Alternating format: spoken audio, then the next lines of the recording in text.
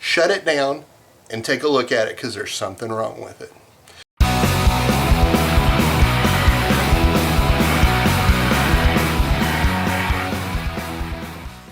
Hey sand fans and nutics, Sand Phil here. Hey, I've got a couple of questions. I don't know that they're questions. I've had a couple comments on a couple of the videos that I've made when I rebuild engines, and I want to go over this because I don't know if you guys are just trolling me or messing with me, having fun, but if this is a legitimate thing, then let's go over and see what's going on with it. Okay, so here's the deal. I've gotten a couple comments, I've gotten a couple comments on some videos after I've rebuilt an engine saying that I must not have done it right because it's smoking. Well, I'm here to tell you that if you rebuild an engine in initial startup, it doesn't smoke, you've done something wrong and you're going to have some problems. So, let me show you how I do it and what's going on. Okay? So, this isn't a good cylinder. This is just a junky cylinder. Actually, this is the cylinder we replaced on one of the Vincents.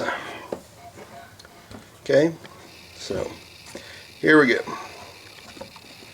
See if I can get you guys to sit up here. Woo, that is one crazy angle.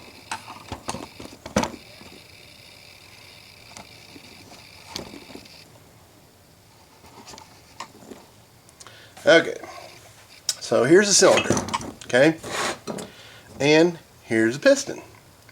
Now, the rings are stuck solid on this piston. This is a bad cylinder and a bad piston. I'm just doing this to demonstrate what's going on. So, hang on one second. So, here's how I get to this part, okay. So I've ordered probably a new piston and rings, okay, for this cylinder. Now, we need to prep the cylinder for the new piston and rings. So what I use is a hone, okay. I'm going to spray a bunch of WD-40 or engine oil in this. I'm going to run this up and down. This isn't the right one for this cylinder, but vroom, vroom, vroom, vroom, vroom with my drill, right? Spinning it, okay. What that's going to do is that's going to take out any marks or, you know, anything inside this cylinder and get it ready for the new piston and rings. But that's going to leave some filings, some metal in this cylinder. So then what I do is I take some brake clean and I clean it out. And then I take a paper towel, a white paper towel, and I wipe down inside this. Okay? Then I take WD-40 or actual just engine oil and I lubricate it. Okay? Wipe it down. Then with a fresh paper towel. Then I look at the paper towel, see if there's anything on the paper towel. Do it. I keep doing this.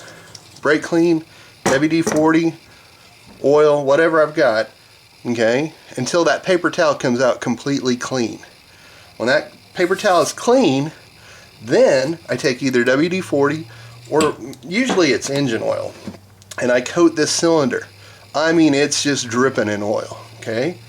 Then I put the rings on the piston, and then I take engine oil and I coat this whole piston, okay, so it's just dripping in oil. Then I get the piston and I put it in the cylinder, okay, so now there's oil all in this, okay.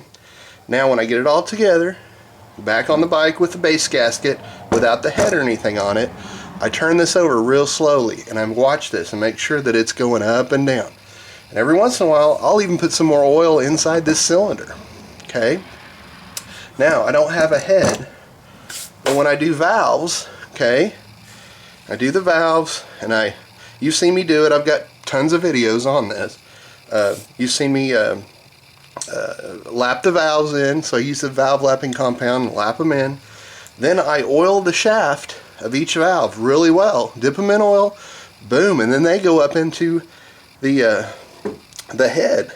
So all of that oil is up in there. Then I coat everything. The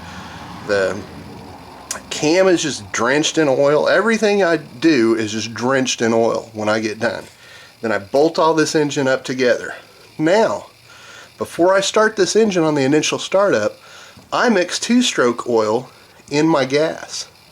because I want to give this engine a fighting chance on the restart, because that's going to be the hardest part for it, because right when it starts there's not going to be any oil in it except for what I've put in this. Okay, so now let's think about this. You've got oil all up in your cylinder, you've got oil in your valves, okay, you've got oil in your gas. When you start this engine, is it going to smoke? Of course it's going to smoke. It can't help but smoke. Okay? And I love that. That means that this engine is lubricated. Yeah, it's going to blow some white smoke out the tailpipe, but guess what? That means that it's oiled up. It's not going to hurt anything on initial startup. Okay? So, it's going to burn oil. It can't help it. It's got all this oil in it. It has to get rid of it, which is going to go out the exhaust. So until this engine has had several heat and cool cycles, and I'll go over how I break one in here after we talk about this, but until this engine has some some heat and cool cycles, some break-in, it's gonna smoke. It can't help it. There's no way it cannot smoke. So if you guys are rebuilding an engine and it doesn't smoke on initial startup, I would immediately turn that thing off and tear that engine down and see what's going on. Because chances are you've either scored the piston or the cylinder wall because you didn't oil this up. So when you guys are commenting on my videos and you're saying, hey, a rebuilt engine shouldn't smoke, what you're seeing is you're seeing an engine that hasn't gone through break-in yet. And here's the thing, I agree with you. If that engine had, let's say, 5-10 hours on it, okay, no, it shouldn't be smoking, and mine don't. But what you're seeing in my videos are an engine that just started up. It hasn't had 5 minutes on runtime on it. So guess what? It's gonna smoke.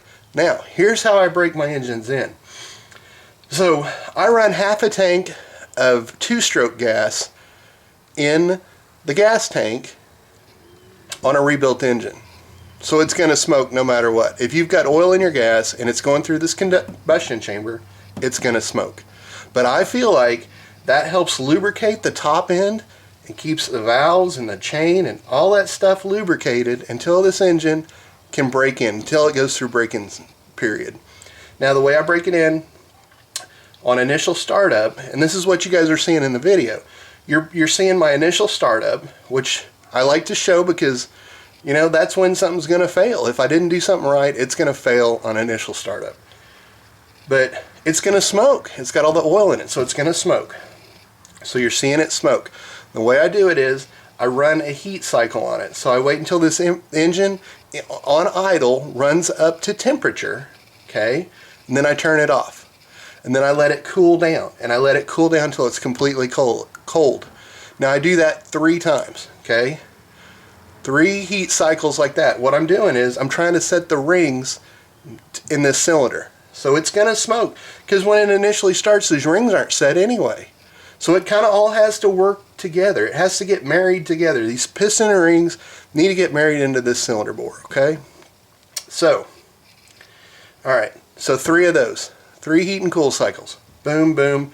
Maybe a little bit of throttle on the second and third one, just to kind of run it through the RPMs a little bit to where it's not sitting at a constant idle, a constant RPM the whole time, okay? So I may vary the RPMs up a little bit, okay? After that, okay, the next run, I run it up and down the street for a little bit. Rev it up, let it go down, rev it up, rev it up. Same deal though, I'm bringing it up to temperature, then I'm running it for a while. And that's some of the videos you're seeing, and it's still smoking by then. But it's smoking way less than it did on the initial startup, okay? Now, after about 3 or 4 of those, until that tank of gas that's got the oil in it gets burned through, and that's normally what I do, a half a tank of gas with mixed 2-stroke oil in it.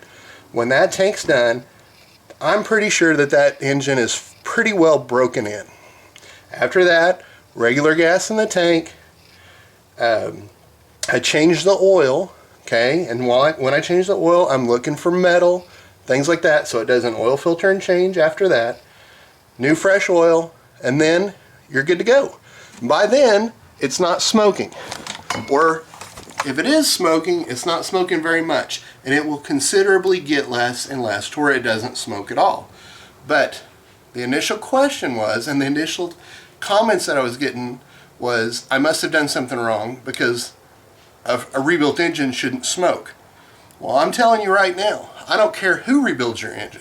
If you buy a crate engine, okay, you buy a crate engine from Ford or GM or whatever, and you put that thing in your vehicle, and it doesn't smoke on initial startup, shut it down and take a look at it, because there's something wrong with it.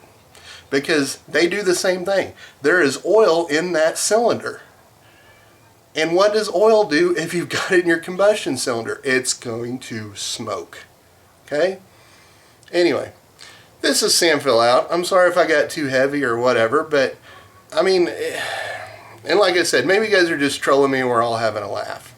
But here's the thing. I've done I don't know how many small engines I've done. Hundreds, okay? Every one of them is going to smoke when I first started up. If you guys know another way to do it, that's great.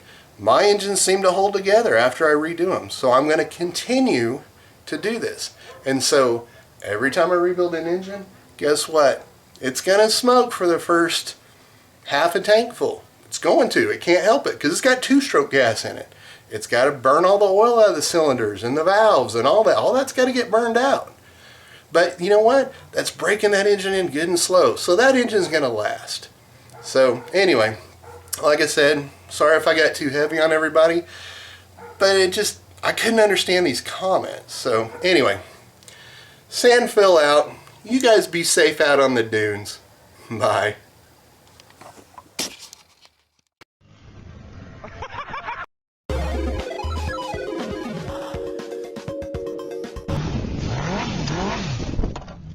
What the hell?